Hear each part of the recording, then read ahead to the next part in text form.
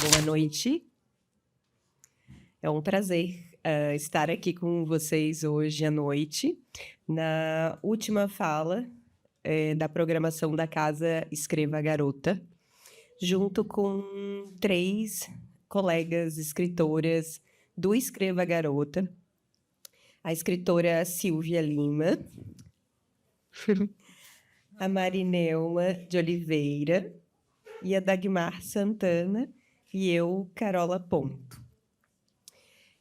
Nós 4 nos unimos hoje para conversar um pouco com vocês sobre o seguinte tema: a voz escrita, mulher e literatura na contemporaneidade. Cada uma vai conversar um pouco com vocês sobre o que significa a voz escrita da mulher nos dias de hoje, para cada uma, e como isso reverbera, digamos assim, na nossa escrita, na escrita de cada uma. Para começar, eu só queria falar um pouco para vocês sobre a questão do que é ser mulher nos dias atuais. O que é ser mulher e o que é escrever como mulher nos dias de hoje. Tem um teórico da literatura que se chama dos anos 60, que a maioria de vocês conhecem, que é o Roland Barthes, que ele fala que o homem ele não pode fugir, ele não consegue fugir do seu tempo atual, da sua contemporaneidade. Nesse caso específico, como é importante que a gente também atue na linguagem e com a linguagem, vou mudar um pouco a fala dele, faz questão de dizer como que estava escrito, né, que era o homem, né, se referindo ao ser humano como um todo, os homens e mulheres, mas aqui, então, eu vou dizer que nós nos reunimos como mulheres, seres humanos na contemporaneidade, que não conseguimos fugir do lugar onde a gente está, da época que a gente está e de onde a gente vem, né? E é assim que a gente escreve. Então, com essa fala aqui que eu abro o nosso espaço para conversar um pouquinho, cada uma vai se apresentar e falar um pouco com vocês. Eu vou passar, então, primeiro a palavra para Marinelma, pode ser? Obrigada, pessoal. Boa noite a todas as pessoas aqui presentes. Eu sou professora aposentada da Universidade Federal da Paraíba e a minha vida toda foi professora e também envolvida com a arte. Sempre gostei de, nas minhas aulas, levar arte e fazer com que ela tivesse significado para aquelas pessoas que estavam lá comigo, se sentindo encantadas e, ao mesmo tempo, provocadas, porque a arte faz isso, né? Eu fiquei aqui pensando nesse tema, porque a partir do tema a gente já vai tentando formatar o que é que eu tenho a dizer sobre isso e o que é que isso me convida a refletir. Quando eu digo a voz escrita, é uma voz muito potente, porque a gente, por muito tempo, não teve voz, muita gente não tem voz ainda, muita mulher não tem voz, e nossa voz foi silenciada por muito tempo, e quando ela pôde ser ecoada, sempre foi com desconfiança de que mulher não escreve, mulher não tem o que dizer, essas coisas assim. E agora, essa voz é uma voz que está registrada, a voz escrita, né? É um registro, e aí ela se empodera muito mais. E mulher e literatura, o que tem a ver? Tem a ver. E hoje, essa mulher de hoje, como você falou, que mulher é essa, né? Eu queria ler um poema que um pouco ilustra uma visão que eu tenho sobre mulher. Instalação. Uma flor branca, desbotada, desprendeu-se do seu galho e caiu bem em cima de um cacto. O que antes era palidez sobre espinhos apontados, transfigurou-se em um mimo delicado.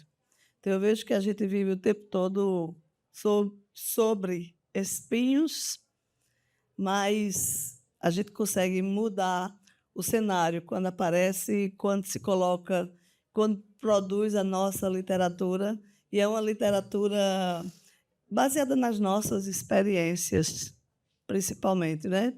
Quando eu escrevo, naquilo que eu escrevo tem meu olhar poético para as coisas, para as pessoas, para os animais, para os meus sentimentos. Só que a gente tenta fazer isso de uma forma poética, estilizada, multifacetada, né? Poesia tem um pouco disso, tudo bem?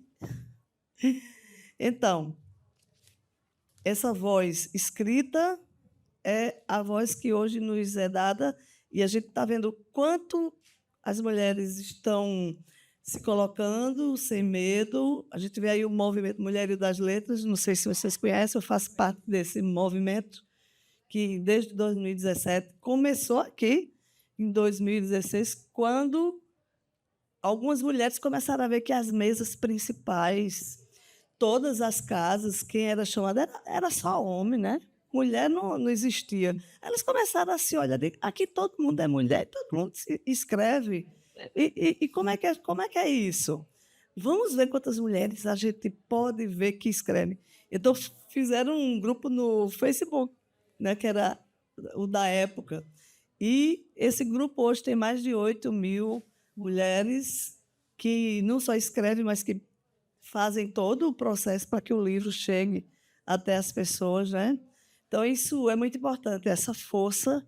E uma coisa que esse movimento diz é que não é um movimento vertical, é horizontal, todas, de alguma forma, caminhando juntos, sem tentar competir, pelo menos, né? Então, é isso. Eu acho que foi interessante a gente trazer esse tema para que fique essa reflexão, essa voz que a gente tem, que está registrada nos nossos escritos, nesse momento, que é essa contemporaneidade, e que nós, sim, temos uma literatura, nós temos o desenho, e que isso vai reverberando e trazendo as discussões que nos atravessam. São muitas as discussões que envolvem a mulher, suas problemáticas, suas dificuldades. Então, é uma alegria estar aqui com vocês. Eu vou ler só mais um poema, porque eu acho que é interessante, muito mais do que eu falar. Que eu gosto de dizer, Marineu, que a literatura a gente não pode economizar. Então, se para ler a literatura, a gente não pode Esse economizar. livrinho aqui, ó, da Flor do Olhar, ele foi lançado no ano passado, ele é uma coleção do Mulherio das Letras. É interessante que a gente chama livro de bolsa. E cada uma das mulheres que faz parte desse projeto tem o seu próprio livrinho, mas ele tem uma estética praticamente igual, muda pouca coisa, né, para mostrar essa ideia da igualdade que estamos caminhando juntos. Mas eu vou ler o poema aqui do outro livro para fazer a propaganda, né? Eu vim de lá. Esse aqui é um outro livro que eu lancei o ano passado. Lá é uma cidadezinha do interior da Paraíba que se chama Pocinhos, de onde eu vim. Deixa eu escolher aqui um poema de que eu gosto muito. Cadê o bicho? Sonho de rio. Corre no curso de todo rio intermitente a vontade de ser nuvem novamente. Sou um rio que seca e, vez por outra, enche. Eu queria mesmo era ser água corrente. Obrigada, gente. Prazer estar aqui com vocês. Obrigada, Marineu. Eu estava escutando aqui... Eu estava estudando... Foi melhor? Eu estava escutando aqui a Marineu falar, e ela falou desse movimento aí em 2017, né? 2017 que tu falou, né? O pessoal aqui na Flip. 2016 na Flip, mas realmente tinha um outro em 2017. Então, tá, 2016, estava essa mulherada, esse mulherio aí, ouvindo e participando da Flip e vendo quantas mulheres tinham que falavam, né? E percebendo aí que eram raríssimas as mulheres que estavam ali, ou nenhuma, né? Nesse meio. E aí eu pensei, lembrei, né? que é sempre bom a gente recordar que nos livros de história e já recentes sobre a questão feminista, um dos marcos é o hashtag #MeToo, que aconteceu em 2015, né? Onde as mulheres atrizes hollywoodianas fizeram denúncias sobre casos de abuso que elas estavam passando, né? E que até então elas não tinham voz para falar, elas não eram ouvidas, e quando eram escutadas, elas eram silenciadas, né? Como a Marinela estava falando. Então, a partir desse movimento que tem tudo a ver e que a gente, digamos, caminha junto com as redes sociais, com a internet, com a globalização de informação, né? Tem esse lado, tem vários lados aí negativos, mas tem vários lados positivos, e um deles é esse, a força das mulheres, a voz das mulheres que puderem se ouvir, serem ouvidas e trabalhar aí na coletividade. E esse é outro exemplo aí que a Marina falou, que vem dentro dessa onda aí, que alguns teóricos chamam de quarta onda do feminismo. Vamos lá, então, vamos ouvir o que a Silvia tem para contar para a gente? Obrigada, eu achei que eu fosse a última por ordem alfabética, já estava aguardando. É Silvia S., já estou no fim. Mas é legal a gente tirar da hora. Não, eu adorei isso, mas é porque eu estou voltando à infância, né? Porque a gente sempre fala alguma coisa da origem, né?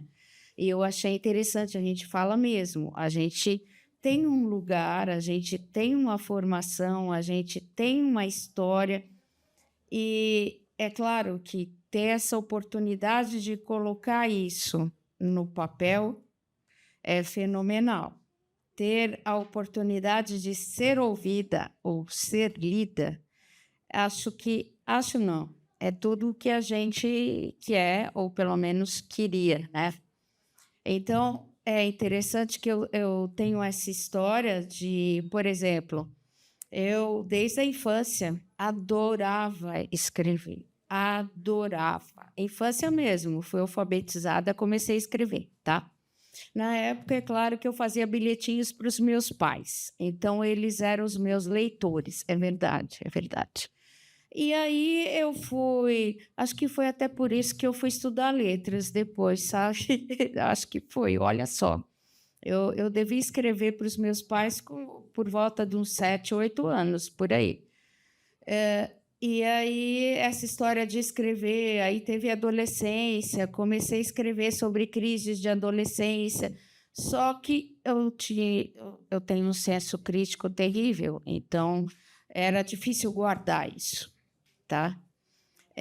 Mas nos últimos anos, digamos, de 2010, por aí em diante, eu comecei a guardar. Aí, em 2020, com a pandemia, eu pensei, eu vou morrer. Se eu não publicar, ninguém vai ler. Não, é verdade, porque estava, assim, epidemia, ninguém sabia. Eu achava, pode ser meu fim. Aí eu comecei a publicar, tá? E, assim, primeiro eu publiquei um livro didático, que até vendeu um pouco, mas não levei muito adiante. Depois eu comecei a publicar os poemas que estavam guardados. E um dos livros que eu tenho assim, maior orgulho é porque eu juntei duas áreas que, décadas depois, eu fui descobrir que eu gosto. Por exemplo, eu adoro fazer gravura. E eu só fui descobrir isso recentemente, faz o quê? Uns 10 anos, por aí, tá? E o livro que eu mais gosto tem as minhas ilustrações, que são das gravuras que eu fiz, tá? E tem os meus textos que estavam guardados, aí eu selecionei. E é interessante, você falou que é professora, né, Marineuma? Bom, eu vou fazer letras, o que restava para mim? Ser professora, porque, é claro, naquela época, fazer letras para escrever, eu sonhava com isso, mas não foi o que aconteceu. Eu acabei de falar, comecei a publicar depois da pandemia. Enfim, então eu pensei assim, vou fazer letras, porque eu adoro os livros, tá? Adoro escrever. Aí, nos últimos 10 anos, eu descobri a gravura, comecei a fazer gravura, e eu gosto, então, de escrever e ilustrar. E esse livro aqui, ó, eu vou levantar. esse livro aqui foi o livro que eu tenho mais orgulho de fazer, tá? Porque a capa é uma gravura minha e ele está todo ilustrado com gravuras minhas. E tem os meus textos, que também são, assim, eu gostei de escrever. E eu dou aula atualmente na Prefeitura de Campinas, meus alunos são de 8º e 9º anos. E eu passo para eles lerem. E, geralmente, eles gostam muito, tá? Porque eu tenho um lado infantil, pô, eu tenho 60 anos, gente. Eu gosto de falar a idade só para saber que eu tenho bastante tempo de experiência, mas a criança em mim continua vivendo. Senão, eu não continuava na sala de aula, tá? Porque essas alturas, né? Mas eu gosto do mundo deles. Então, tem vários poemas que se referem ao mundo das crianças, dos adolescentes, mas a minha maneira de escrever, embora eu escreva para eles, tem sempre o ponto de vista feminino. Tá? Isso eu fui ouvir um curso, uma palestra da Conceição Evaristo, maravilhosa Conceição Evaristo, que ganhou um prêmio Jabuti e tudo. E ela fala, ela tem um grupo de escrita que ela chama os escreviventes, e ela falou dos escreviventes, né? E ela diz que a gente carrega a nossa identidade. Então, um escritor, homem, jamais escreveria como uma mulher escreve. Não adianta, tá? Porque a gente tem identidade, a gente tem um jeito de ver o mundo, a gente tem um jeito de se identificar com as crianças, adolescentes, alunos, sei lá, que eu tenho muito isso, tá? Então, por exemplo, eu vou ler um aqui que é bem infância, Balanço. Eis do que nunca me canso, do movimento do balanço. Ora estou no chão, ora vou em avião. É mais que imaginação, é intensa euforia da criança que sorria, do tempo que fugia e do mundo que surgia. Quero ser grande, quero afrontar, quero muros derrubar, ultrapassar o avião, passar por assombração, deflorar minha emoção da criança que cria, que o mundo fazia, que para frente só via impertinente alegria. Então, assim, se qualquer intérprete, leitor de literatura for ler com atenção, vai verificar. Tem características de criança, ou isso daí parece que foi escrito para criança, quando muito para adolescente, 12, 13 anos. É verdade, já passei para eles lerem, tá? E tem outros que são muito ponto de vista feminino. Aqui dá para perceber um vocabulário que só mulher ia pensar, ia colocar dessa forma, tá? Então, assim, a gente sempre se identifica de alguma maneira, tá? Esse é o livro que eu tenho mais orgulho. Eu tenho outro livro de poema, eu não vou ficar tomando tempo para fazer propaganda de todos, mas um que está ali nesse cartaz do Escreva Garota, cartaz não, esse banner do Escreva Garota, é o livro da hipnose. O livro da hipnose foi o primeiro livro de prosa, digamos assim, que eu escrevi, tá? E hoje em dia eu gostaria de transformar vários dos contos, que são contos, tem uns 30 contos, gostaria de transformar num romance, que é uma pegada de fôlego, tá? Exige pesquisa, exige dedicação, exige tempo, mas eu comecei arriscando, né? Eu digo arriscando, e tem vários contos ali que falam histórias da minha família, histórias que a minha mãe contava. Isso tem a ver com a palestra anterior, que a Dagmar estava presente. Então, o que a minha mãe contava sobre a família dela, a infância dela.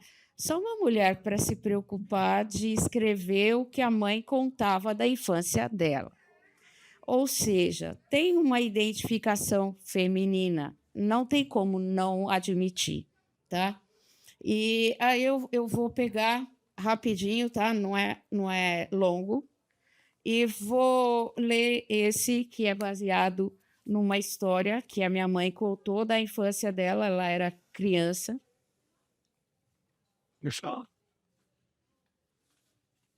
Ó, chama-se A Cerca. Bom, primeiro eu vou explicar o seguinte, está chamado aqui o livro da hipnose ou estados de consciência. O que tem a ver?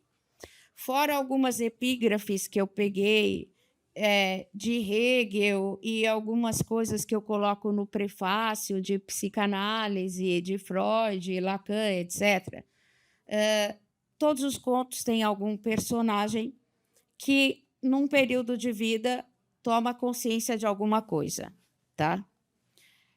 São contos curtos, então, por isso até que eu penso em transformar num romance um dia. Esse daqui chama-se A Cerca. Berenice, aí a Berenice se refere à minha mãe, tá? Eu já estou até contando segredos. Ficou com o braço pendurado no arame da cerca. Tinha 5 anos. Vivia na roça interior de Piraju. Pegar fruta no pé era uma de suas brincadeiras prediletas. Ela e a prima Ritinha também brincavam de fazer boneca com sabugo de milho ou batata crua. Naquele dia, queriam pegar manga. As mangueiras do senhor Genésio costumavam ficar cheias nesta época do ano. Não esperavam nem amadurecer. Carregavam nos bolsos um punhado de sal para tirar a acidez das mangas verdes. Senhor Genésio tinha outros planos para estas frutas. Ele já tinha ameaçado as crianças, colocando um cão bravo para tomar conta de sua plantação. Avisou aos pais das crianças que não queria mais ver suas filhas pegando frutas. Dona Maria, agora é minha avó, estava na cozinha e viu quando Berê e Ritinha pegaram sal e saíram. Desconfiada, resolveu seguir as meninas. Elas entraram no pomar, encheram os bolsos de manga e ouviram o cachorro latindo. Vou virar a página aqui. Com medo de serem mordidas, desembestaram a correr. Ritinha pulou a cerca. O cão estava quase alcançando Berenice, que pulou correndo. Na pressa, deixou o braço preso no arame. Gritou de dor. Dona Maria apareceu. Tirou a filha da cerca e lascou uma chinelada. Na farmácia mais próxima, Berenice levou 10 pontos. Tomou antitetânica e mostrou coragem admirável quando foi costurada. A dor da surra, que não deixou cicatrizes, foi o que envelheceu com ela. Tá? Então, assim, só para ter uma noção. Tá? Obrigada aí pelo convite, a oportunidade, e eu tenho o maior prazer em fazer parte do grupo. Obrigada, Silvia. É muito interessante o que a Silvia falou, né? E ela lendo aí o conto, que é um conto curto, como ela falou. Hoje a gente estava em outra mesa e a outra colega falou que também escrevia contos curtos, Silvia, porque hoje em dia ninguém tinha mais paciência para ler, não foi? E, claro, não tem a ver com isso, e eu concordo contigo que o romance vale um romance, claro, porque as nossas memórias, para quem gosta de escrever, eu acho que vale aí um romance, mas, assim, em nosso favor, que eu também escrevo contos curtos, eu ia dizer que o conto ele tem uma importância importantíssima, e ele também é muito difícil de escrever, porque, apesar de ele ser curto, alguém pode falar, mas, claro, exige todo um outro trabalho de amarração, né, e de fechamento para a gente... Assim, tá bom? Um pouquinho mais tá. Ah, tá, desculpa. Tô berrando. Para mim, tá ótimo. Então, ok, obrigada. E de amarração que no romance não vai ter, porque tu tem mais fôlego para aquilo, né? Então, acho que as duas coisas estão valendo. E, realmente, hoje em dia, não é que... Claro, a gente quer que as pessoas leiam. Nós, aqui, professoras, né? Queremos que as pessoas leiam, porque a gente gosta de ler. Mas acho que é importante também existirem esses contos curtos aí para essa juventude pegar o gosto, né? Aí do início, Silvia. Então, só para te dizer que a gente se emociona escutando e sabendo que essa voz, como tu falou, vem de dentro, né? Tu citou ali a Conceição Evaristo, que é maravilhosa, e vai estar aí em alguns lugares, alguns becos aí, em algumas casas, nessa flip. Na última flip que a gente estava aqui, eu e a Dagmar, eu não consegui vê-la porque a casa que ela estava era muito pequena e era gente assim, lotado, a gente não conseguiu. Mas que bom que tu fez o curso já com ela, né? E estava aí participando junto com ela. Mas, acima de tudo, tu falou sobre essa questão de tem coisas que o olhar da mulher é outro, né? O ser mulher, o olhar da mulher, e a voz é outra, né? Então, o que vai ser escrito por uma mulher, claro que o narrador homem, o escritor homem, pode escrever, sim, claro que pode, escrever no papel de uma narradora feminina, né? E mulher, assim como a gente também pode escrever de homem. Mas certeza outro olhar, né? E outra voz, né? Que está saindo ali. O escritor é um fingidor, a escritora também é uma fingidora, né? Porque o Fernando Pessoa falou isso no masculino. Eu gosto de colocar isso para a gente usar mesmo, usar o feminino e transformar para que todas nós podemos também se sentir aí empoderadas. Também uma palavra aí que está na moda, mas que tudo bem estar na moda às vezes, né? Tudo bem, às vezes, usar a palavra gasta aí, que é o que a gente precisa mesmo. Precisamos estar empoderadas e escrever a partir da nossa voz, do nosso olhar e da nossa voz. Então, com vocês aí, Dagmar Santana. Isso mesmo, né? Eu também fiz o curso e uma coisa interessante que Conceição falou é assim: olha, eu tenho doutorado, né? Eu escrevo, mas até ganhar o Jabuti, ninguém olhava para mim. Então, a questão, até ganhar o Jabuti, até os colegas de trabalho e tal. Então, quando se fala da voz escrita, né? Às vezes, ser silenciado ou invisibilizado é um grande problema. Estamos falando da mulher, mas sabemos que essa relação ela também acontece com os homens. Mas como hoje o nosso papo é sobre mulher, né? Então, os homens, perdão. Então, ela falava até assim, a questão do texto, o que você é, como você escreve, sua postura, tudo isso muda a relação com o outro. E depois que nós escrevemos, o texto não é mais nosso. O texto já não nos pertence, né? Já foi e cada leitor vai fazer sua interpretação, vai fazer como diz assim, né? A sua interpretação ou até recriar a partir daquilo que foi colocado. Antes de colocar qualquer coisa, como eu gosto de ler um poema, eu escolhi aqui um poema que eu fiz em homenagem à Carolina, né? Esposa de Carolina. Sou eu, Maria tá? de Jesus. Tantas Marias, tantas histórias, tantas vidas marginalizadas, esquecidas. Mulheres negras que lutam, sonham e choram as dores de um povo, mesclado com a escravidão. Mãos firmes e calejadas, suor, dor, desigualdade social. Ó Maria, a vida dura não deformou teu ser. Decepções, medos, incertezas e angústias transformaram a tua voz em luz, moldando-a com o tempo. Teus olhos buscaram o inimaginável, transcenderam. Teus pedaços de papel ganharam asas, desconstruíram mundos, reinventaram falas, criaram inúmeras sinfonias. Teu desejo de escrever alimentou tua alma e matou tua sede de saber. Tua fé percorreu universos, marcou teu nome nas estrelas e a imortalizou.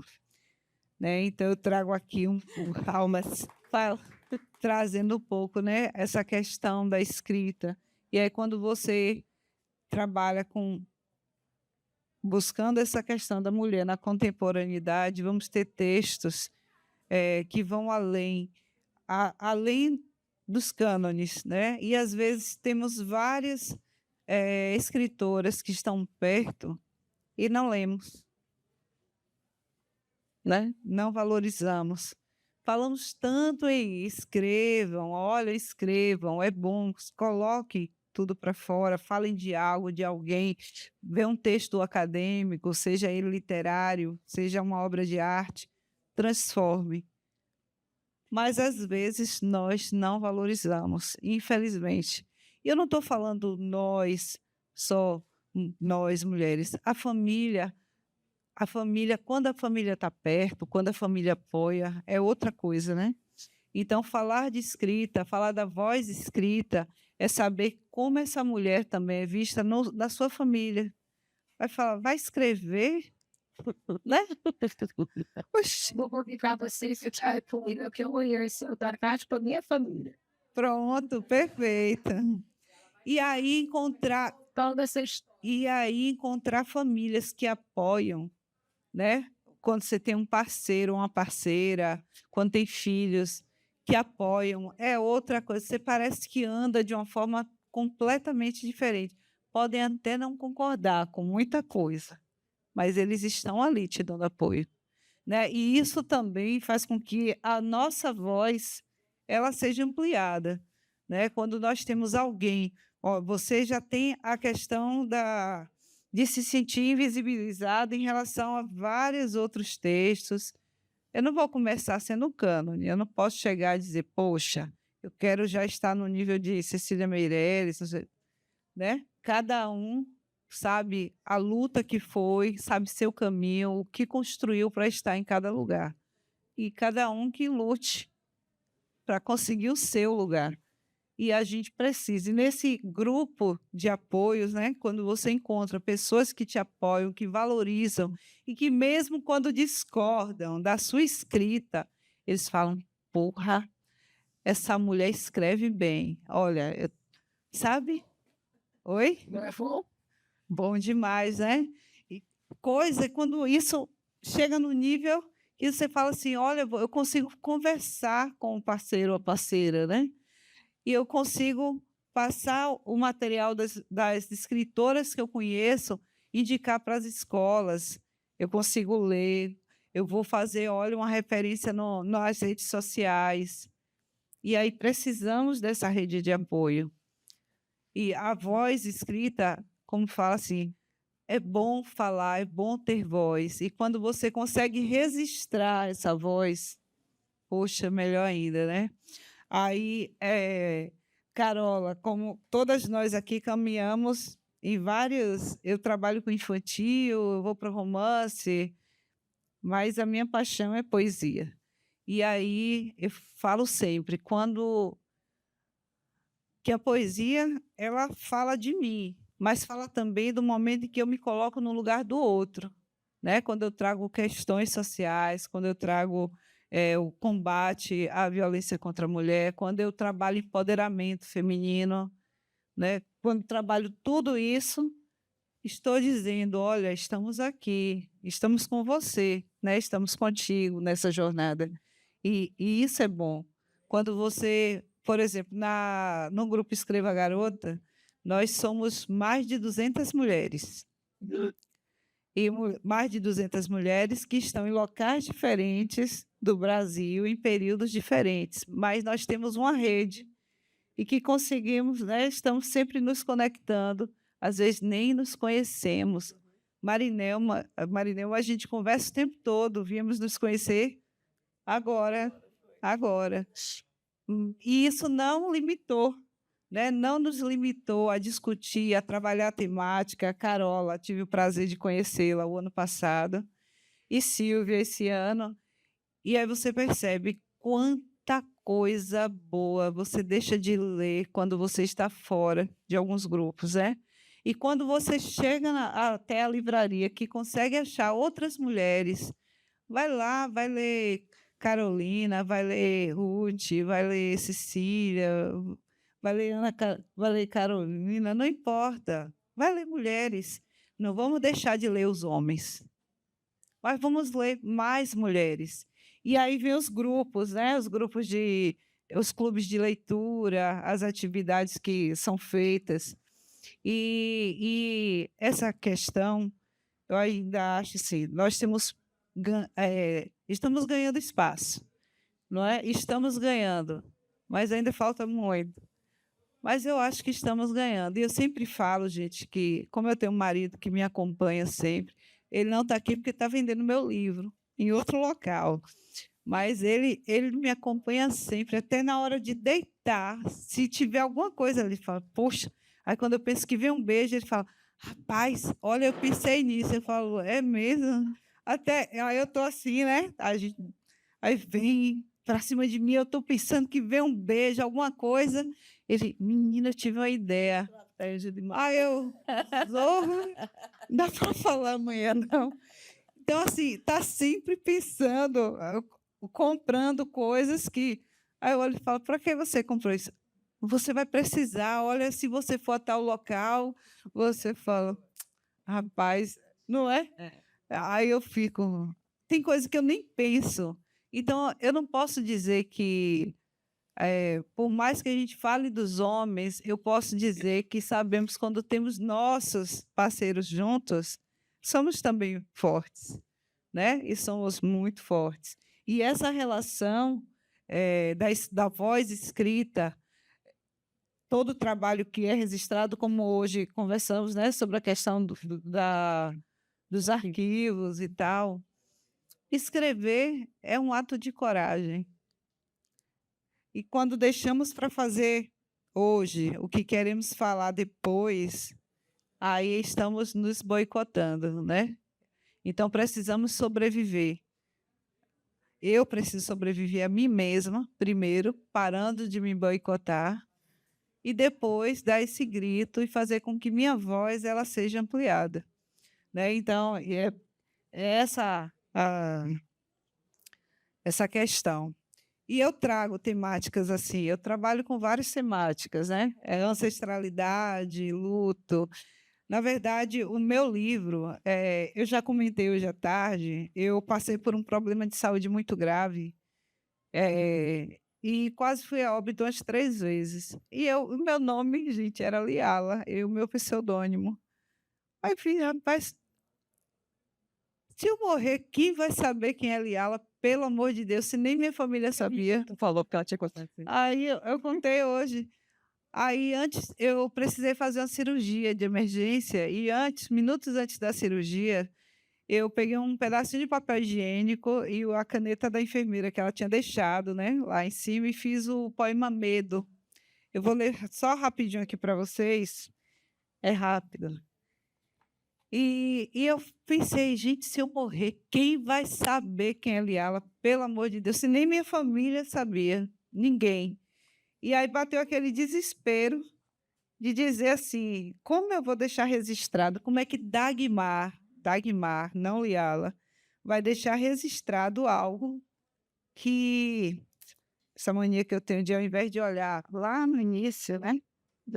Bom, Dagmar, a gente estava conversando hoje, depois que a Dagmar contou essa história, né, do nome que ela tinha, então, esse pseudônimo Liara? Liala. Liala. Ó, nem eu consegui ver. E aí eu estava conversando depois da fala e aí a gente chegou à conclusão, peraí, esse nome não tinha nada a ver mesmo, a gente não consegue nem decorar. Dagmar a gente não esquece nunca. Dagmar Santana a gente não esquece. Então, valeu aí não voltar para o teu nome. Eu precisei absorver Liala, né? Então, antes da cirurgia, eu fiz o poema Medo. Por muitas vezes, pensei que não conseguiria estar aqui. Vi a minha vida querendo fugir, desaparecendo em meus suspiros. Pensei não ter mais a chance de cuidar dos meus, nem fazer parte de nada. Tive medo. Chorei, me desesperei, quase desisti de ir. E aí fui e assinei Liala /Dagmar. Eu falei, se alguém achar, vai pelo menos saber quem é Liala. E aí, a partir daí, graças a Deus, deu tudo certo, né? E eu falei, eu preciso absorver Liala e passar a assinar como Dagmar. E aí que tá, a minha voz voltou a ganhar nome, porque até então eu me escondia atrás de um pseudônimo, por insegurança, por medo, não sei. Mas eu me sentia muito mais confiante quando eu era Liala. E a partir daquele susto, daquele momento, eu percebi como é que eu deixo minha voz, por onde eu deixo, porque vocês iriam encontrar aí alguns poemas com o nome autor desconhecido. E é isso, gente. A gente precisa realmente fazer com que não só. Não, estou falando em relação a mim, mostrando quantas outras, né, pessoas deixam de publicar ou de mostrar. Não é questão só de publicar, é de mostrar a sua escrita. E, a partir daí, esse fortalecimento, né, da nossa voz. Falar de quê? Falar de tudo, que a gente pode falar de tudo, a gente pode falar de sexo, pode ser o hot, né? O hot, pode ser infantil, não importa, né? Estamos aí e essa necessidade de escrever, ela vai além de mim, porque quando eu estou com raiva, eu escrevo. Quando eu estou feliz, eu escrevo. Quando eu quero mandar alguém para qualquer lugar, eu escrevo. É claro que eu não vou colocar nome nem colocar daquele jeito, né? Mas eu sempre utilizo a escrita para falar de mim e falar do outro, porque a gente trabalha com se colocando no lugar do outro e trazendo também temáticas sociais que são pertinentes e necessárias. Obrigada. Bom, a gente já está quase terminando. Eu vou me apresentar, então, rapidinho para vocês. Antes, eu queria dizer que as três escritoras aqui comigo, nós participamos do grupo de apoio a escritoras Escreva Garota, tá? Então, todo esse lugar que a gente pode vir a ocupar, né? E essa rede de apoio, ela está aqui nessa casa, que é do Escreva Garota, que é coordenado pela Lela Malta, idealizadora do projeto e coordenadora do projeto, como a Dagmar falou, que tem mais de 200 e poucas escritoras, e a partir daí a gente tem cursos, oficinas, palestras, encontros com editor, mil coisas a gente tem, e a gente tem também os espaços nas feiras, como esse daqui, tá? E aí vem dentro desse hall aí de ações que elas comentaram aqui de apoio para mulheres escritoras. O Escreva Garota é isso. Bom, então, como eu disse, eu sou a Carola Ponto e eu escrevo autoficção. Um pouco elas falaram sobre isso, né? Que escrevem aí sobre, cada uma escreve sobre si e dá essa cara aí para a sua escrita. Eu também escrevo autoficção e acho que é importante a gente falar que a autoficção, aí como a Dagmar já falou, a Silvia já falou, a Marinema já falou, é claro que, como ela disse, eu não vou dar nome aos bois, né? Isso que é autoficção, né? Claro que é ficção, né? É ficção, mesmo porque a partir do momento que a gente resolve narrar com a nossa perspectiva, já vai ser meio ficção, né? Aí essa é uma outra questão aí para a gente conversar depois. No entanto, quando a gente fala que é autoficção, a gente está se colocando, a gente está dando nome, a gente está dando o nosso nome. A gente pode não estar dando o nome ali do personagem X ou Y, como a Dagmar falou, mas a gente está dando o nosso nome. A gente está dizendo que aquilo partiu de alguma coisa que a gente viveu, de alguma coisa que a gente pensou, de alguma coisa. Então, é importante isso, mesmo dentro da teoria literária, que tem aí N vertentes de críticas sobre o que seria a autoficção, como a gente pode nomear isso. Eu acho que a questão mais importante é isso, é quando o autor, ele se autonomeia. Eu escrevo autoficção. Quando eu digo isso significa que eu falo com os meus leitores, eu deixo claro que eu quero falar sobre mim e que eu falo sobre questões aí que eu vivi. E aí, no meu caso, aqui, o nome do meu livro de estreia, que eu lancei aqui na Flip há 2 anos atrás, em 2023, é o Carola com Carolina. Então, no meu livro, eu brinco com essa questão aí da autoficção e da autoria. Eu escrevo sobre escrever, né, a maioria do tempo. Então, eu falo sobre escrita, sobre o que escrever, como escrever. Estou pensando em escrever. Então, a minha narradora, ela está o tempo inteiro pensando em escrever, querendo escrever, e aquilo não sei se vai sair ou se vai sair o tempo inteiro. E Carola é o meu pseudônimo, assim como a Dagmar falou ali do dela. O meu pseudônimo é Carola Ponto. No entanto, eu escolhi esse pseudônimo não para me esconder, mas para me revelar. Eu digo que o meu nome é Ana Carolina Teixeira Pinto. Eu falo que o meu nome é esse, mas quem escreve é a Carola Ponto, que é aí um heterônimo meu, pode dizer assim, muita pretensão, mas é um pseudônimo meu aí. E aqui nesse livro, então, é o encontro da escritora Carola com a Carolina, né? Com essa personagem aí real que está o tempo inteiro pensando em escrever, quer escrever, pensa em escrever o tempo inteiro. O livro está dividido em 3 partes. A primeira parte se chama O Berço da Escritura, que é justamente sobre esse encontro da escritora. Quando que ela se encontra, e é numa passagem aí que ela é bebezinha, com 3 meses, e ela escuta um poema sendo sussurrado no ouvido dela, tá? Então, aí na minha autoficção, é aí que nasce a escritora com 3 meses, ouvindo aquele poema sendo sussurrado por uma personagem da literatura paranaense, que eu sou paranaense, que é a Helena Collodi. Ela é uma escritora que é até bem interessante eu ter lembrado disso agora, que ela é precursora, ela é professora, digamos assim, do Paulo Leminski, que está sendo homenageado agora, né? Ela é de uma geração anterior e ela escrevia haikais. Ela é a primeira, na verdade, a lançar o haikai em língua portuguesa. E o Leminski vai falar em várias entrevistas, ele fala, porque ele também é de lá, né, também é curitibano, que a Helena Collodi foi professora dele. Então, essa Helena Collodi, ela trabalhou com a minha avó, coincidentemente. Essa aí, os críticos literários vão buscar se isso é verdade ou não.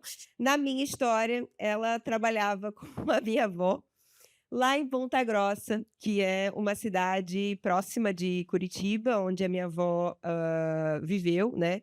E onde eu fui passar o meu primeiro carnaval, quando eu tinha 3 meses de idade. Meu pai e minha mãe queriam sair para dançar e bailar o carnaval, e me deixaram na casa da minha avó. E aí, nesse momento, que eu encontro, então, a poesia da Helena Collodi, que a própria Helena Collodi sussurra no meu ouvido. Então, essa é a autoficção, né? É como que aquilo vai acontecendo, como que tu vai costurando essas tuas lembranças com as coisas que aconteceram, com as imagens de pessoas que te falaram coisas, que é tudo misturado, né? Então, esse é o início, que é o berço da escritura.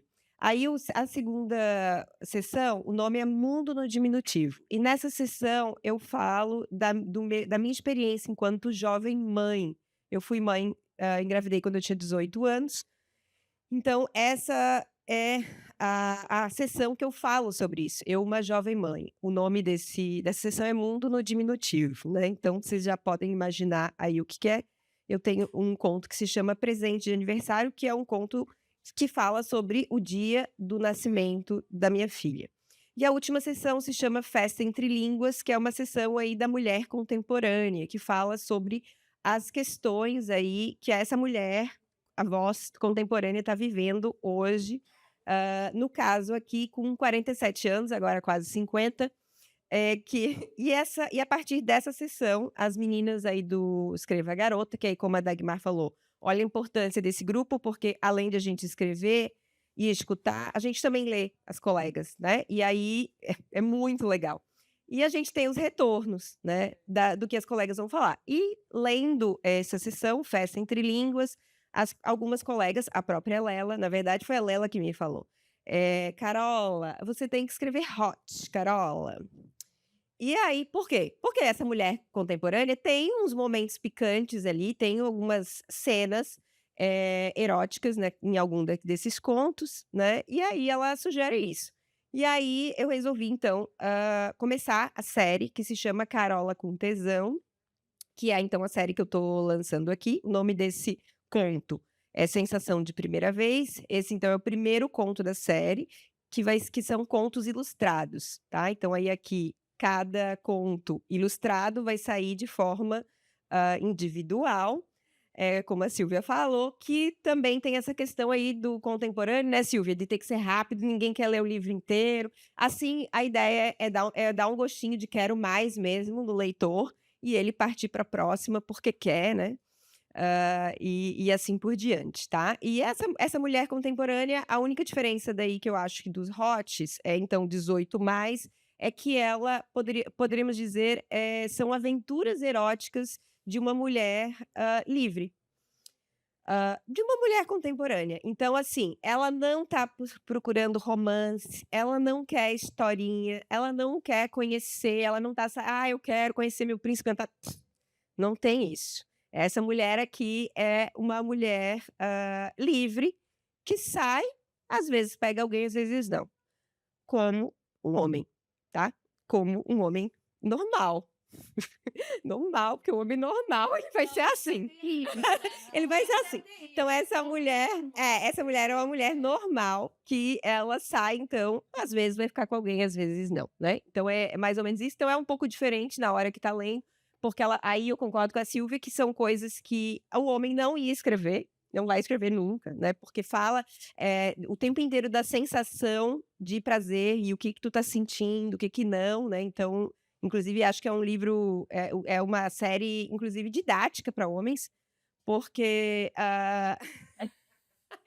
porque a gente não está acostumada a ler sobre o prazer feminino, a gente não tá, simplesmente por isso, não é porque eles não querem, como a Dagmar falou, não, simplesmente a gente não tem, né? A gente não está acostumada a ler, a gente está acostumada com um erótico estereotipado, de uma forma estereotipada, né? Então não esse não, é um erótico de mulheres, sobre o que a mulher está sentindo, como ela está sentindo, o que ela quer, o que ela busca, né? Dentro dessa perspectiva. Bom, então, assim, eu queria agradecer, mas antes eu queria perguntar aí para o público, perguntas e comentários. Essa não. Pode ir. Eu posso fazer um comentário? Tá. Mas igual a gente pode perguntar ali. Vai lá, tu fala, depois elas podem fazer. Eu achei engraçado, né, quando ela falou. Aí eu lembrei, muito tempo atrás, é claro que eu não vou, né? Aí, a primeira vez que o marido falou assim, cachorra. Aí eu, sabe? Aí veio, puta. Aí eu, que porra é esse? Porque ele tá me xingando. A gente começando a relação e tal, e aparece assim, vai, cachorra. Eu, sabe aquela hora que você para e você fala assim, oxe, o não está acostumada com essa intimidade e tal. Eu senti, sabe aquela hora, eu parei para que porque ele está me chamando de cá. Olha a inocência, né? Porque e aí ela falando aqui, eu fiquei lembrando, falei, gente, para mim foi tão traumatizante a primeira vez que eu vi puta, porque eu nunca tinha escutado. Mas também eu nunca tinha tido uma relação e que essas palavras fossem permitidas, né? E eu me senti estranha, xingada, ultrajada. Aí depois a gente se acostuma, né? Que coisa. Mas, sabe, eu cresci com irmãos, a maioria homens, né? Então, assim, eu ficava assim, que zorra, ninguém nunca tinha me xingado. Sabe o que passou pela minha cabeça? Como é que pode? Ninguém nunca me xingou.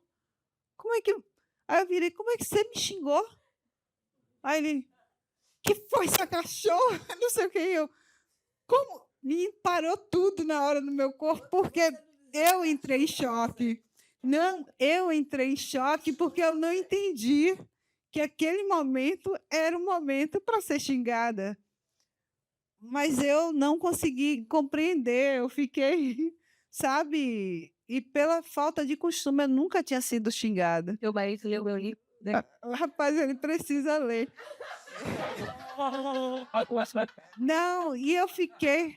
Gente, eu fui casada há muitos anos, eu nunca tinha escutado, eu nunca tinha gozado, sabe? Eu não tenho vergonha de dizer. E eu vim descobrir o que era orgasmo nesse meu segundo casamento. E eu não tenho também vergonha de dizer, mas o puta e o cachorra, no início, quase me matam. E eu tô falando assim porque parei completamente. Então, como eu, que achava que era uma mulher empoderada, que a mulher, eu achava que eu gozava pra caramba, eu achava tanta coisa, e eu descubro que eu nunca tinha chegado às alturas. Eu descobri que aquilo tudo era um jogo na relação, mas eu não estava acostumada, né? E aí vem a sensação de que às vezes a gente acha que sabe tudo, ou que é capaz de tudo, ou que sente tudo, e você vai se redescobrindo na relação. E eu estou compartilhando isso aqui, eu acho, eh, parece até besteira, mas ele sabe que o puta da primeira vez quase me matou do coração, eu quase infartei com aquele puta, né? Então, falar falar dessa relação, falar na verdade, eu não sabia o que eu sentia. Sabe quando você acha que: "Ah, rapaz, eu me sentia assim", eu falava: "Ai, gozei pra caramba". Mas que eu li. Não, não, eu tô falando assim, no primeiro casamento, né. Mas eu percebi que eu também não permitia, sabe. Às vezes a gente coloca muito a culpa na relação com o outro, mas eu não permitia. Eu tinha minhas restrições. E aí eu encontro alguém que chega e diz: "Vá pra merda, aqui não nem venha mandar em nada". E aí você fica: "Não, mas assim não, assim não, assim não". Que assim não, na relação, quando os 2 estão juntos, rapaz, é outra coisa. Aí eu fiz. E aí meu primeiro gozo eu fiz: "Gente, eu achei que eu gozava". E é complicado. Eu vou ler um poema aqui rapidinho. Ó, não é hot não, viu, gente? É ótimo. Não é mais. Preparados com as perguntas? Podem? Marinho? Eu quero ler um poema aqui depois do Dan. Corpo aberto. Lá, pô, essas- Entre picos e abismo, a vida pulsa ardentemente em busca do infinito. Sentimentos vêm e vão, enquanto o corpo faminto traça trilhas sem fim, degusta outros sabores, perfuma-se de novos odores e adormece, enfim. Paixões, ilusões, amores platônicos ou não, na sutileza do toque e do beijo avassalador, uma maré de desejos rasga o peito, paralisa o medo e mergulha em mim. Eu acho que esse é o único aqui, desse jeito, viu? Mas eu realmente me redescobri. E aí eu percebo que, assim como a questão da voz escrita, às vezes a gente não se permite muita coisa. E isso também atrapalha. Não só, eu estou falando de forma geral, né? São muitas restrições que colocamos numa relação ou na vida profissional e não nos permitimos o risco, novos rumos, novos, né, desejos, não sei. E precisamos, de vez em quando, arriscar, fazer algo diferente, transformar nossa voz em escrita e deixar que, que voe, né? Vai lá, Marinho. Eu acho que é isso que você diz. A gente precisa falar e precisa dizer, porque a gente interpreta também mal as coisas, né? Eu fui cantora, não tem quem diga com essa voz que eu tenho hoje, de uma banda do interior, dessas bandas que saem cantando nas cidades, banda baile, né? E era só eu de mulher e todos os outros componentes homens. E eu lembro que minha mãe foi quem me incentivou que eu fosse. Poxa, tem 4 irmãos seus na banda, qual é o problema? E meu pai não queria, né? E aí eu arranjei um namorado, que é o meu marido hoje, com quem eu sou casada há 45 anos, e ele morria de ciúme, porque eu ia cantar nas festas, e quando a gente casou, eles: "Pronto, agora você não precisa cantar mais". E eu parei de cantar mesmo, até nas festas, tal, eu fui por outro caminho, e não trabalhei mais a voz nem nada. E um dia eu disse a ele isso, num poema, porque eu não estou com esse poema aqui, que ele calou minha voz. Ele ficou assim, perplexo, que ele não percebeu que tinha feito isso comigo. Então, na hora que eu disse, quer dizer, essa voz que diz, que tem que dizer o que está sentindo, porque o outro, às vezes, não sabe que está fazendo isso com a pessoa, né? Parece que tudo é óbvio. É. Mas eu vou ler aqui o poeminha para ilustrar. Das Terezinhas de Jesus. Alguns chegaram, pouco demoraram e se foram. Outros, esperados, nem vieram e deixaram o gosto salgado do que poderia ter sido. Alguém insistiu, bateu o pé e ficou. Isso até poderia se chamar de amor.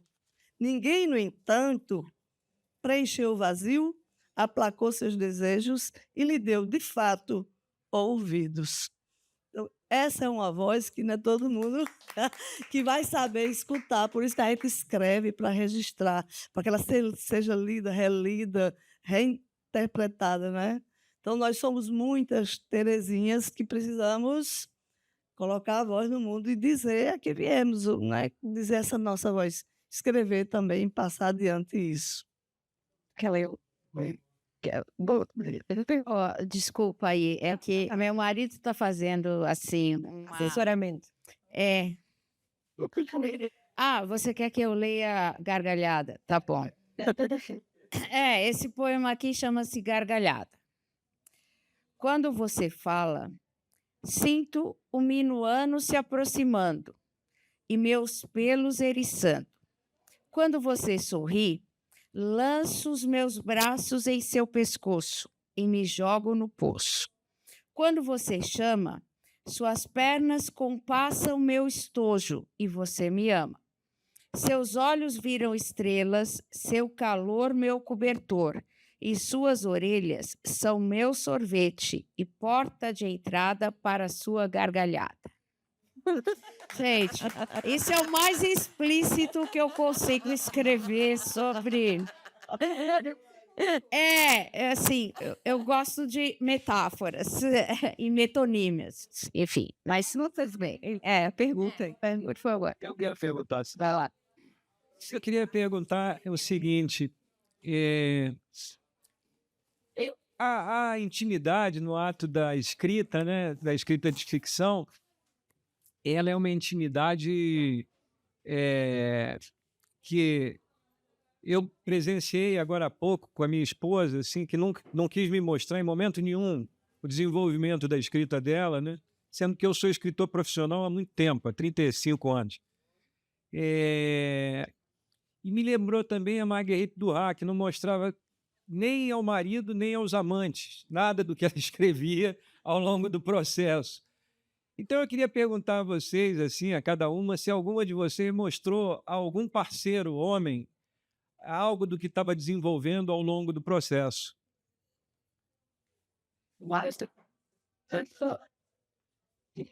Boa pergunta. Como é que é essa intimidade? Quer começar? Eu acho que a gente faz uma censura prévia, né? Porque nem tudo que a gente escreve é da gente. É o que diz, né? A gente coloca uma voz que reverbera, finge, né? Porque a gente é porta-voz do sentimento dos outros, de certa forma.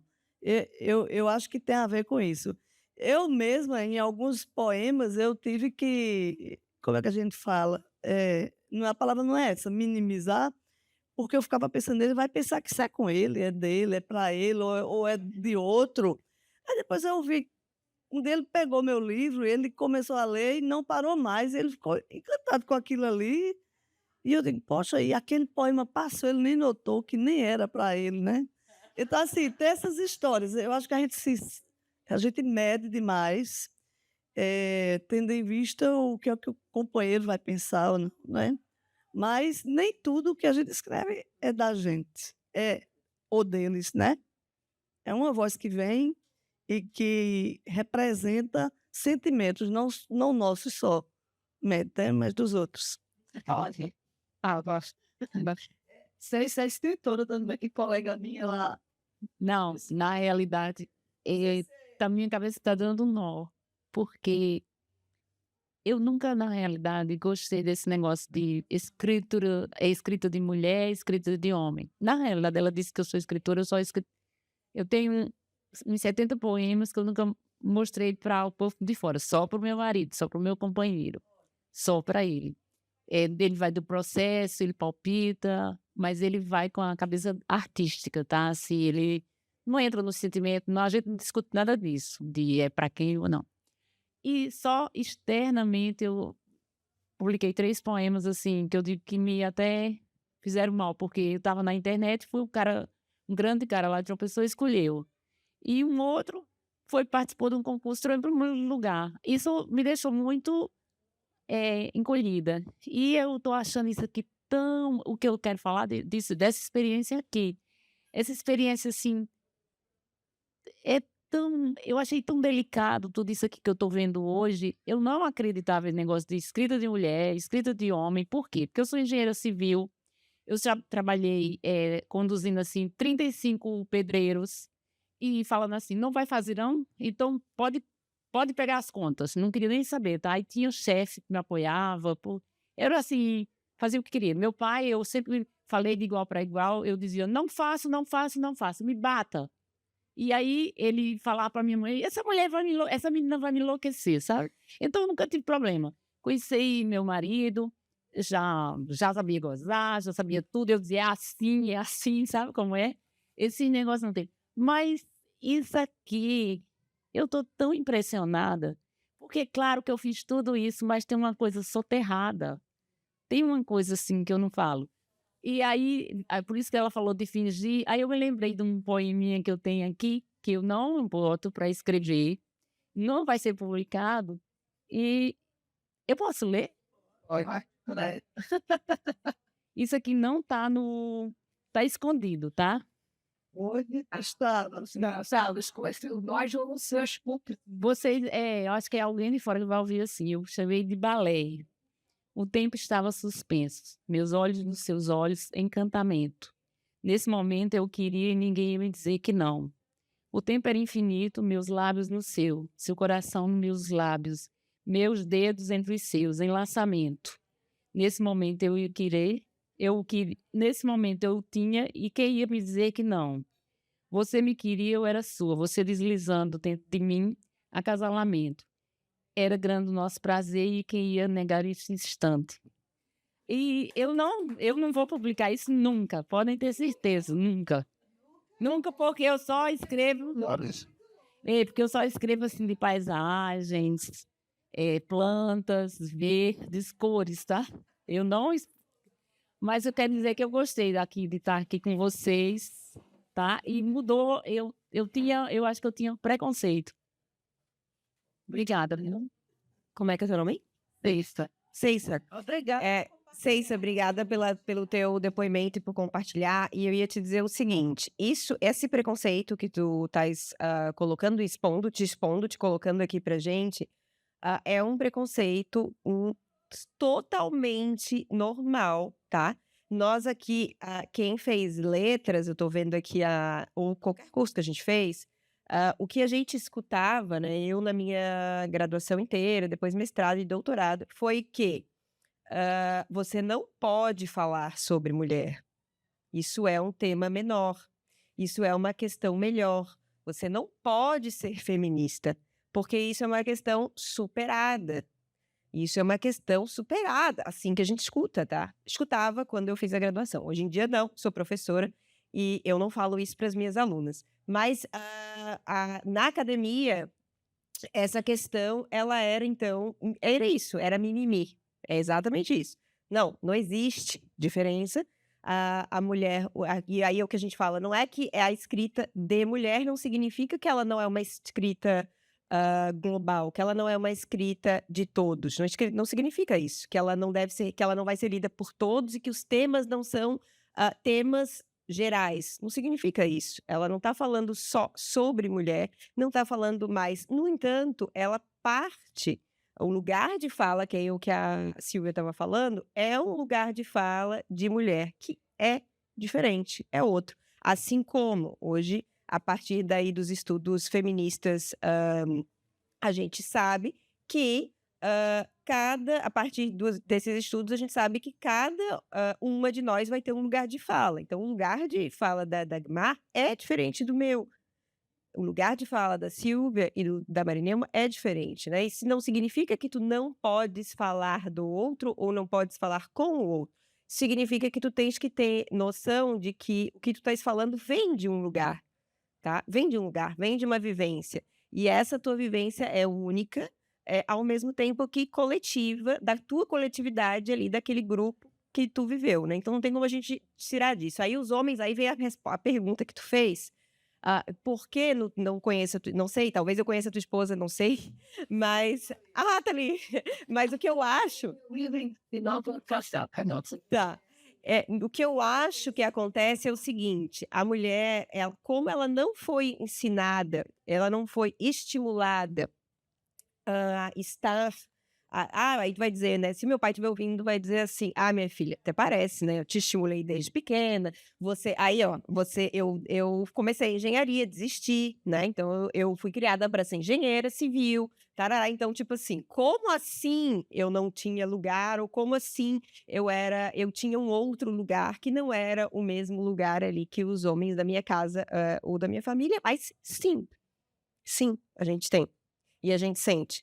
Por mais que tu seja criada dentro dessa perspectiva, o meu pai, que se diz feminista, inclusive,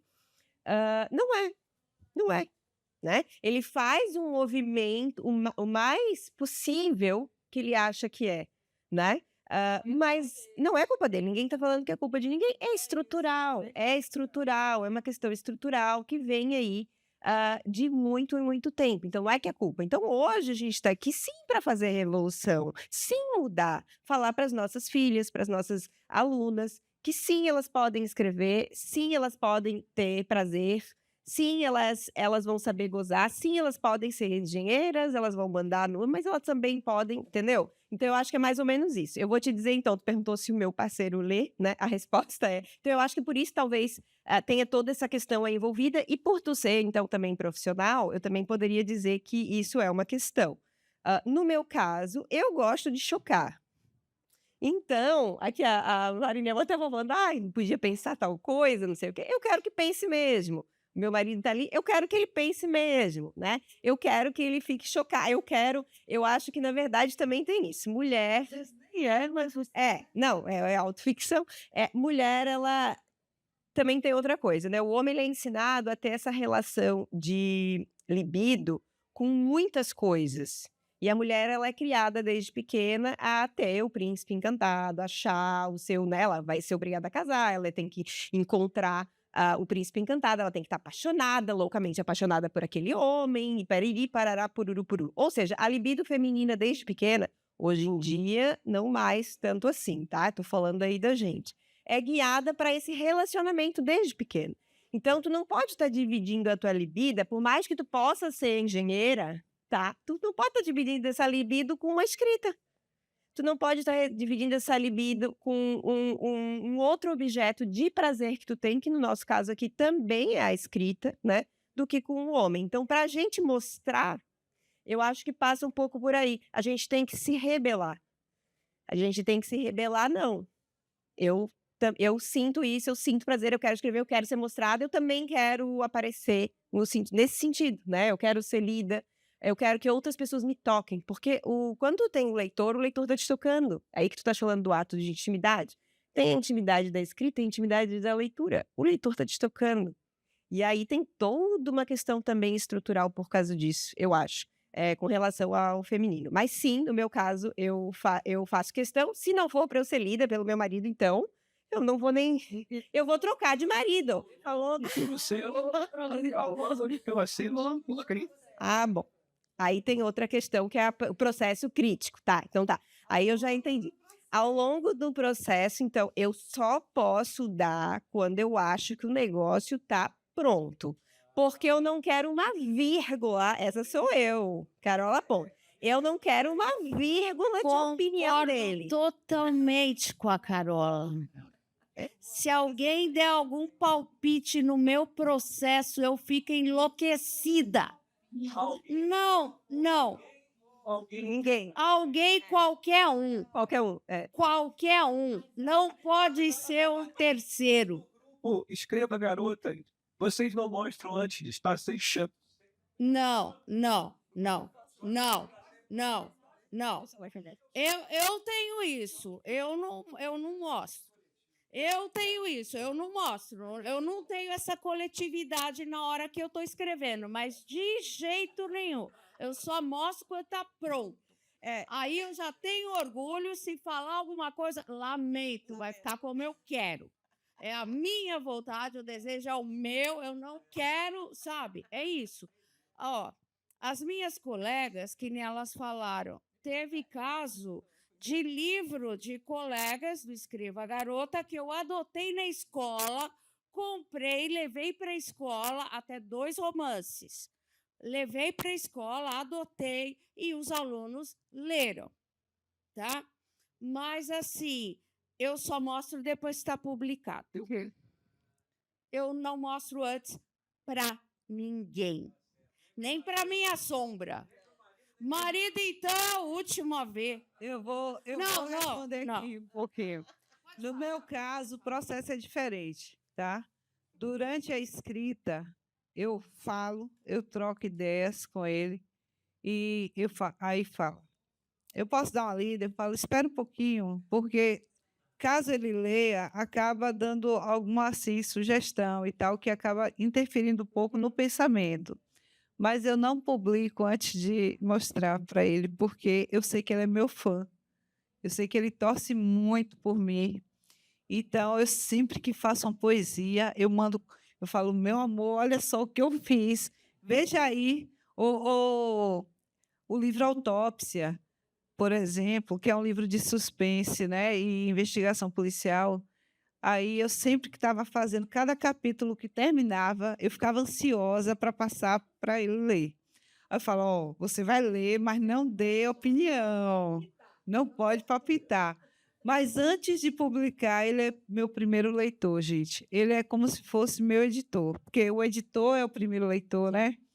Mas eu vou dizer, a cumplicidade da gente é muito grande e essa relação, eu fico muito feliz.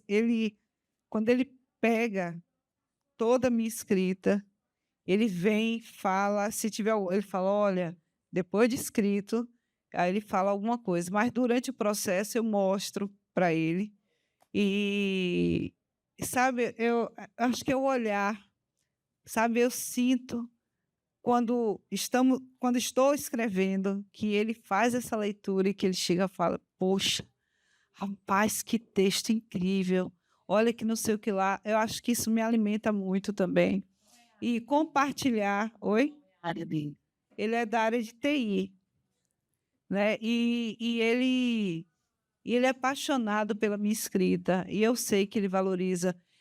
E eu não vou negar, eu vou até comentar uma coisa que no início me irritava muito quando ele dava algumas sugestões. Eu vou dizer que quando você escuta do leitor, eu escutando dele alguns comentários que eu fazia mudança, eu percebia que a mesma mudança na leitura crítica ela era colocada. Então eu valorizava mais ainda a opinião dele, porque às vezes a gente desvaloriza, né, esse momento. Mas o meu parceiro faz a primeira leitura crítica. Ele fala, olha, ele tem a visão dele de leitor. Aí eu falo, que nada, será? Quando eu fico na dúvida, né? Mas quando eu recebo o material da revisão, né, da leitura crítica, os mesmos pontos que ele colocou estão lá. Então, assim, ele é meu primeiro leitor e durante o processo eu gosto muito de compartilhar com ele a minha escrita, sabe? Eu sou assim, eu não sei se é porque eu sou apaixonada demais por ele. Meu Deus do céu. Alguém tem alguma dúvida aqui, gente? Mas, além de tudo, ele contribui muito. Ele realmente tem um olhar diferenciado. Ó, Tá, é a última dúvida, porque a gente está com o horário aqui e eu queria que desse tempo para a gente tirar umas fotos, senão a gente tem que sair da casa. Não, Dom Vilas, vai lá. Eu só tenho dúvida como é que eu compro os livros de vocês. É isso que eu ia fazer. Agora eu quero ler. Agora, isso que eu ia falar. A gente, então, vai estar aqui vendendo os livros, né? E aí, vocês conversem com a gente. Acho que a gente vai terminar, porque senão vai ter que terminar ali. Senão vocês não vão pra cá. Não, vocês vêm ouvir a minha história. Tá bom. Pessoal, agradecemos, então. Vou só antes falar que o @meucarola. Escreve. Me segue lá no Instagram. Bom, meu Instagram é Silvia Fer Lima, tá? É porque o meu nome é muito comum, infelizmente. Eu tenho muitas pessoas que têm o mesmo nome e sobrenome. Sério. Meu sobrenome é Ferreira Lima. E Silvia, nossa, eu tenho vários homônimos, mas não, F-E-R Lima. Silvia Fer Lima. Hã? O meu é meu nome. Escreve um conto e põe conto. Meu filho disse assim, minha mãe, como é que a senhora coloca como usuário? Dagmar Santana de Jesus. Eu fiz, filho, foi a primeira vez que eu fiz, na hora eu nem me dei conta. Fazer o quê? Ô, gente, obrigada, muito, muito obrigada. Viu? A gente agradece demais.